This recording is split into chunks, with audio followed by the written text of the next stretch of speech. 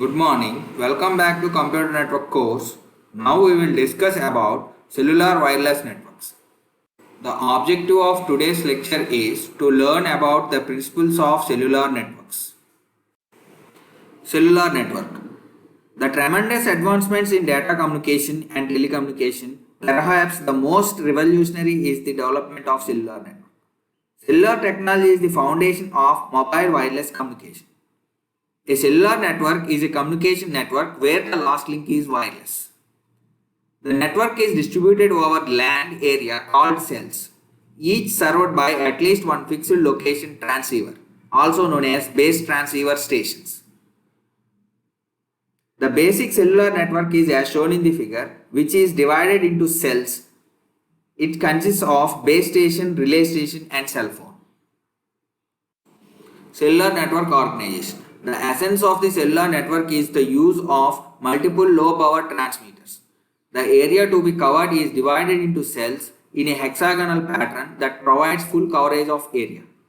Because the area of such transmitter is small, each one is served by its own antenna. Each cell is allocated a band of frequencies and is served by a base station. Consists of transmitter, receiver and control unit. Adjacent cells are assigned different frequencies to avoid interference or crosstalk. However, cells sufficient distance from each other can use the same frequency band. Shape of the cells. Square. A matrix of square cells would be the simplest layout to define. If the width of the square cell is d, then the cell has 4 neighbors at a distance d and 4 other neighbors at a distance of square root of d. The square pattern of the cells is as shown in the figure. As a mobile user within a cell moves towards the cell boundaries, if it is the best way, all the adjacent antennas are equidistant. For that, we can use hexagonal pattern. A hexagon pattern. A hexagon pattern is provided for equidistant antenna. The radius of hexagon is defined to be the radius of the circumcircle. For a cell of radius r, the distance between the cell center and the adjacent cell center is equal to d equal to root 3 r. This pattern is as shown in the figure. Frequency reuse. Frequency reuse is a concept of using same radio frequencies within a given area that are separated by considerable distance with a minimal interference to establish communication. Generally, 10 to 50 frequencies are assigned to each cell depending on the traffic expected.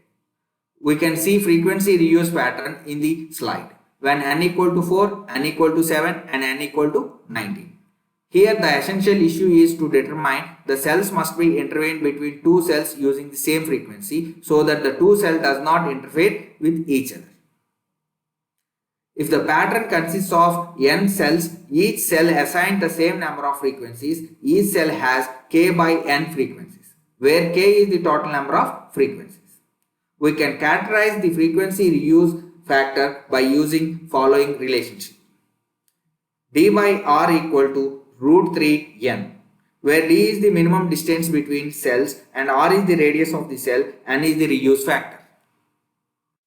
As the increasing traffic, we have to increase the capacity of the cell. This includes adding new channels, frequency borrowing, cell splitting, cell sectoring and microcells. Adding new channels. When the system is set up in a region, all channels are not in use. When the traffic increases, the new channels are added to the system. Frequency borrowing. Frequencies are taken from the adjacent cells by conjected cells. These frequencies are assigned dynamically. Cell splitting. Cells in areas of high usage can split into smaller cells. Generally, the original cell size is 6.5 to 13 kilometers in radius. This is as shown in this figure. Cell sectoring. When cell sectoring, each cell is divided into number of sectors. Each sector has its own channels. Typically, there are 3 to 6 sectors per cell. Microcells. As cell became smaller, antennas are moved from top of the tall buildings to top of the small buildings. Finally to the lampposts, where they form microcells. These microcells are very useful in city streets in congested areas. Operation of cellular system. The figure shows the principal elements of cellular system. Base station. Base station is at the center of each cell. It includes antenna, controller and transceiver. Controller is used to handle call processing between mobile unit and rest of the network.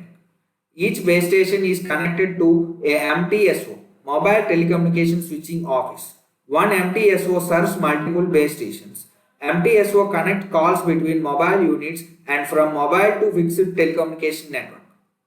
Now we will see the typical call setup of MTSO area. Typical call in single MTSO area. Channels. Control channel. It is used to setting up and maintaining calls between mobile units and nearest base station. Traffic channel. It is used to carry voice and data. Now we will discuss about different phases of call. Mobile unit initialization. When the mobile unit is turned on, it scans and selects the strongest setup control channel used for this system. This is as shown in the figure A. That means mobile unit has automatically select the base station antenna of the cell within which it will be operate. Then handshaking takes place between mobile unit and MTSO through base station. Mobile originated call. A mobile unit originates a call by sending a number to the called unit on the pre-selected channel. The receiver at the mobile station checks the channel is ideal or not. If the ideal, then it transmits data to the base station. Now the base station requests the MTSO to the connection. Paging. The MTSO then attempts to complete the connection to the call unit. The MTSO sends paging messages to certain base stations depending on the called mobile number. Call accepted.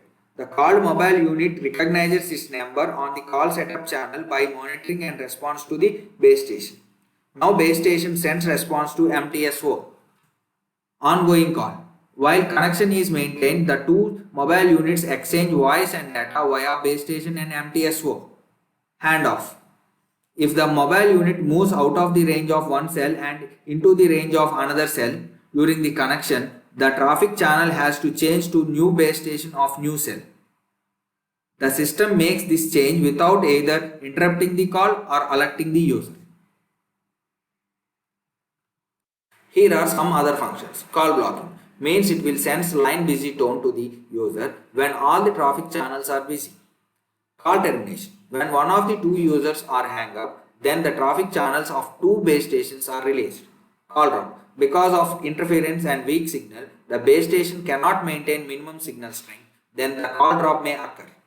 Call to the fixed and remote mobile subscribers means the MTNO connects to the public switched telephone network. Mobile radio propagation effects.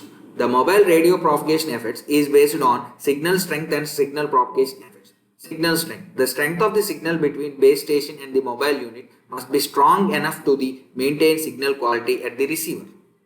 Signal strength will be dropped with the following cases. Co-channel interference, human-made noise. The signal strength varies as a function of distance from base station. Fading. Even if the signal strength within the effective range, signal propagation effects may disturb the signal and causes errors. Fading in mobile environment. Perhaps the most challenging technical problem faced by the communication engineers is fading in mobile environment. The term fading is referred to the time variation of received signal power caused by changing transmission paths. In fixed environment, fading is affected by changing the atmospheric conditions, such as rainfall. Multi-path propagation. There are three propagation mechanisms are there. One is reflection. Reflection occurs when an electromagnetic signal encounters a surface that is large relative to the wavelength of the signal. Diffraction. Diffraction occurs at the edge of an impenetrable body is large compared to the wavelength of the radio wave. Scattering occurs when the size of the obstacle is in order to the wavelength of the signal or less. Types of fading. Fading effects in mobile environments are classified as either fast or slow. In urban areas, a mobile unit moves down the street. Rapid variation in signal strength occur over distance. At a frequency of 900 MHz and a wavelength of 0.33 meters, changes in amplitude between 20 dB to 30 dB over a short distance. This is referred to as fast fading. In urban areas, over large distance, there is a change in average received power level with rapid fluctuations occur. This referred to as slow fading. This is due to user passes through the buildings of different heights and vacant plots, etc. Fading effects can be classified as flat and selective. Flat fading is the type of fading in which the all frequency components received signal is fluctuated as same proportional simultaneously.